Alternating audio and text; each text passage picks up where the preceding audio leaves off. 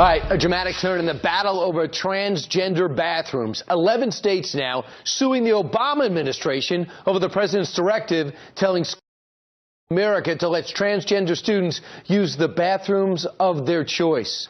Among the states suing, believe it or not, Texas. The state's Attorney General Ken Paxton announced the lawsuit. He joins us now to expound on it. So, Ken, you should both show tolerance and acceptance for all. You should do what the government tells you to do, shouldn't you? Well, we have a little problem here. The law is the law. It was created in the 60s and 70s by Congress.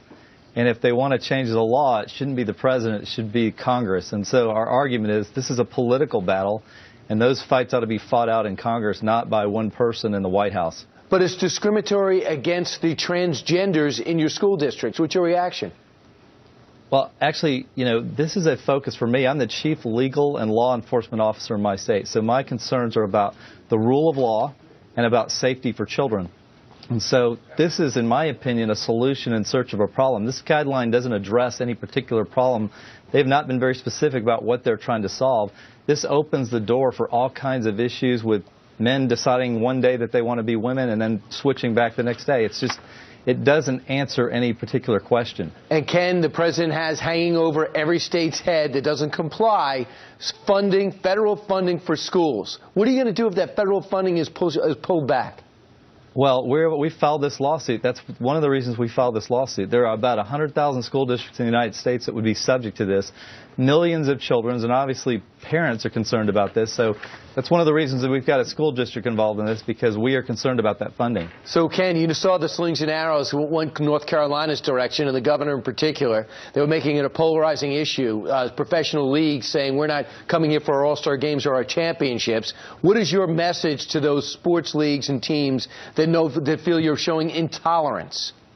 Well, I just tell them to look at the law and to realize that we're a constitutional republic and that we need to focus on following the law. And if these groups want to change the law, they should go in and speak to their congressman and work on changing those laws. But it shouldn't come through the White House. That's not the constitutional job of the White House. There's law and there's logic. Does there seem to be logic in this? Out of all the issues that are facing this nation, does this seem like a priority, regardless of where you stand? Oh, absolutely not. It's interesting. I went and met with about 100 parents over in Fort Worth because Fort Worth School District adopted this. And across all socioeconomic, cultural, party lines, you have parents that are concerned about one thing, and that's the safety of their children. Joining you, or you joining them, Alabama, Georgia, Louisiana, Oklahoma, Tennessee, Utah, West Virginia, and Wisconsin. So these are the states that have joined you. What is the next legal step? So I anticipate the Obama administration will file a response, and we'll have a hearing on this. Our goal is to put a preliminary injunction and ultimately to permanently enjoin this from going into effect. Yeah, instead of vilifying one state and one governor, you said, count me in, and I think that's admirable. Ken Paxton, thanks so much for joining us. Hey, thanks for having me on. I appreciate it. All right, we'll see what happens next, because I have a sense this is not going away. Meanwhile, coming up straight ahead.